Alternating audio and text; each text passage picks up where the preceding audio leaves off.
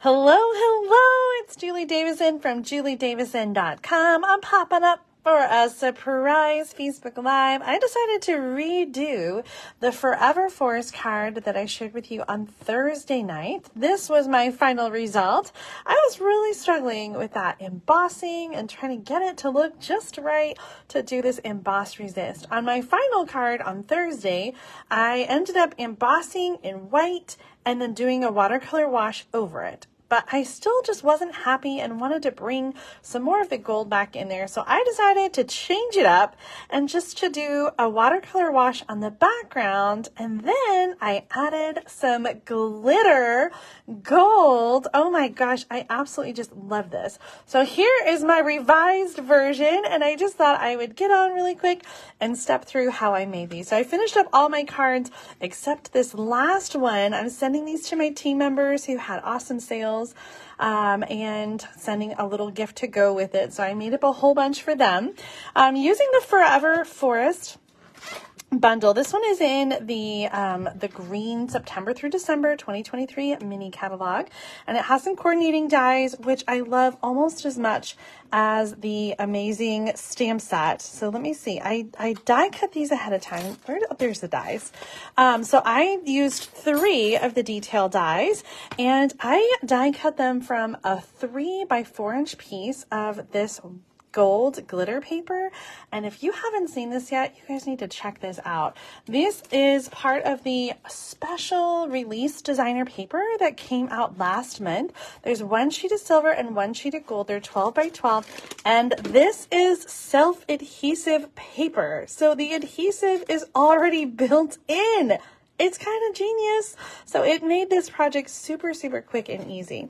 So let me start with the watercoloring because we're going to add the die cuts over the top. So I'm still using the awesome Fluid 100 watercolor paper. This is a cotton paper that just makes it really awesome to create your watercolor background. So I cut it down. A regular piece is 5 by 7. And so I cut mine down to 4 3/4 by 3 1/2. So it's just a little bit less than half a sheet. And after the video, I was seeing some of you made comments about, oh, you should get the paper wet first. And so I decided to do that. So I'm using just a plain watercolor brush and making sure I get some water out and just kind of wetting. Oh my gosh, I just realized this one has, this has the embossed trees on it. Okay, hold up.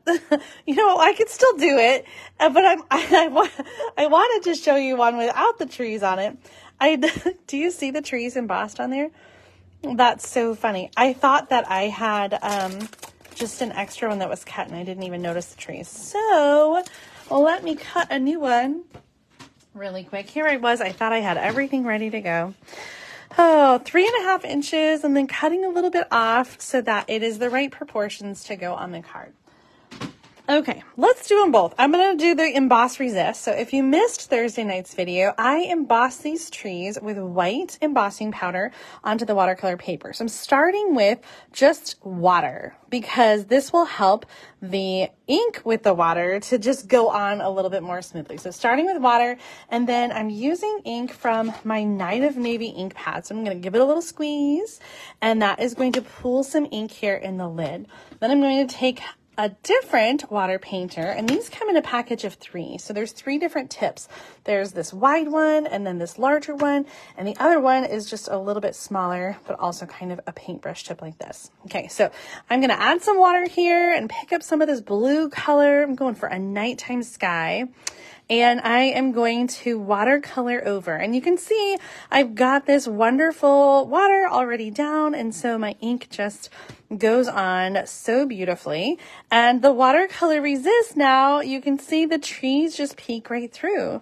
So after that dries a little bit, you can kind of buffer the color off of the embossed image. So this is a watercolor resist, but on the card I'm going to show you right now, I'm just going to do just a straight up watercolor wash. No embossed images. So I'm still going to do the plain water on there first to get my color to move. And then I'm going to add some color. Oh, I just love this technique. I'm just doing all blue here, but gosh, it would be so pretty to do like sunset colors and do a combination of like some yellow and some orange, like calypso coral. So I'm just doing a watercolor, just a watercolor kind of wash like that in the background. The gift I'm sending those top salespeople is the watercolor paper, the Fluid 100 package, and a package of the water painters. And so I always try to use the product in the card that I'm giving them that kind of goes along with it. Well, I wanted to still add some kind of extra thing to it. So I recently refilled my dried up Wink of Stella, and I added some rubbing alcohol in it to kind of bring it back to life and get all of the little bits of paint that were in there. And so I just ended up unscrewing it. And I took a pair of pliers and pulled out this piece here. You can see it's still kind of loose. And it's actually longer than I thought it was going to be. So I just poured in the rubbing alcohol in there, and then I stuck that back in. And oh my gosh, I have like a whole nother life with this Wink of Stella. So I wanted to add just some like drops of Wink of Stella. And so I kind of pulled some up, and then I'm just going to do like a flick to get some drops of Wink of Stella. You have to be careful about what you have around you here. And this isn't quite dry, but you can see a little bit of that Wink of Stella. So just kind of a fun way to add some extra oomph to your card. Here it is all dried. I wanted to make sure that I could finish the card because you need to let that dry good before you put your card together. So here you can see the big chunks of the Wink of Stella. Oh my gosh, I just love that. Kind of like a starry night. So I skipped the emboss resist on this new version. And now it's time to put on our little sticky die cuts. And so if you're just joining late, I'm using the silver and gold adhesive backed glitter paper. And I cut 3 trees from a 3x4 inch piece of that paper. And then I'm going to use my my pokey tool to poke out. The bigger die has like some areas to poke out. And then this is going to go right in the middle. I really wanted to bring in this gold to go with the brightly shining designer paper that I used in the background. So I'm going to add one tree on one side and then the other tree on the other, and it already has the adhesive on it. It's so amazing.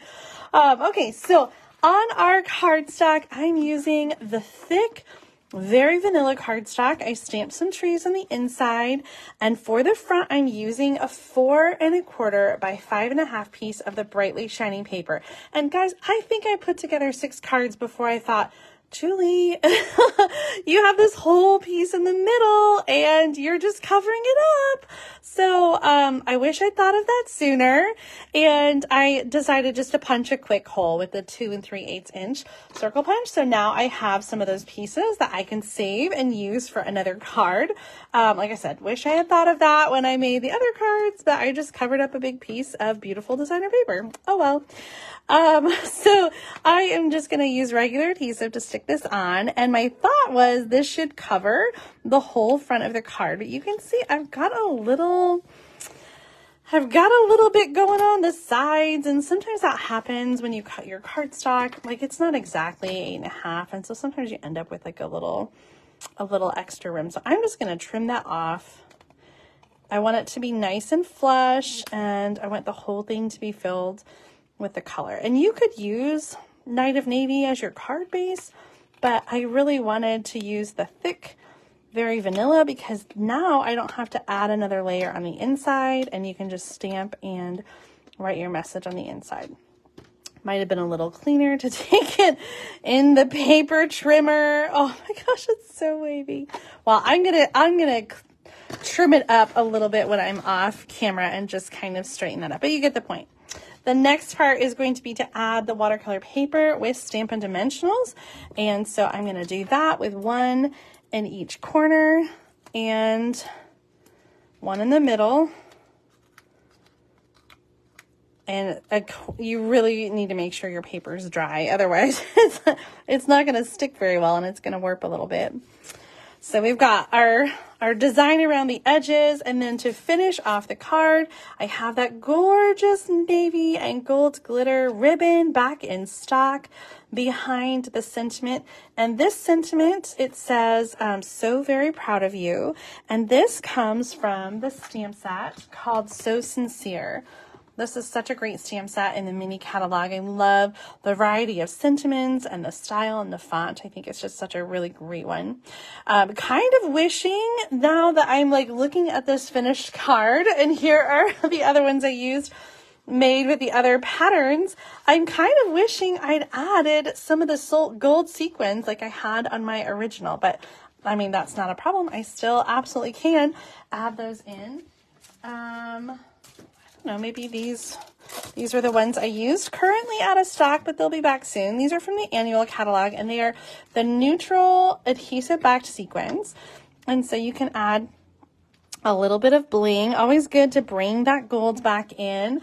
And I know how you guys feel about only doing 2, but I think I'm good with that. Where would you put the third one?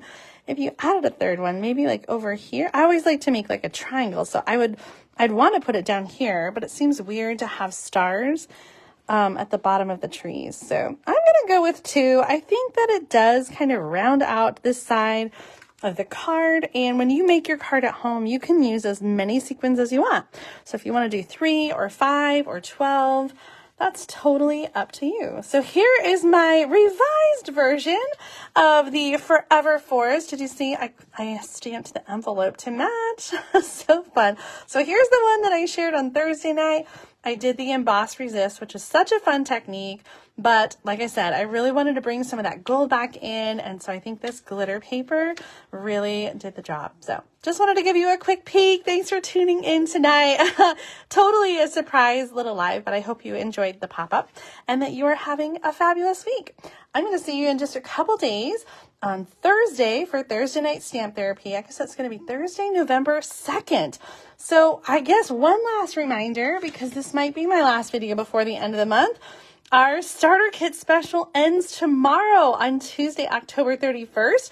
You can save 35% or get 35% more product in your starter kit. So if you've been thinking about it at all, you guys, you have one more day. Don't miss out on this awesome special. Okay, that's it for now. I will see you very soon. And I hope you have a great week until then. Okay, bye.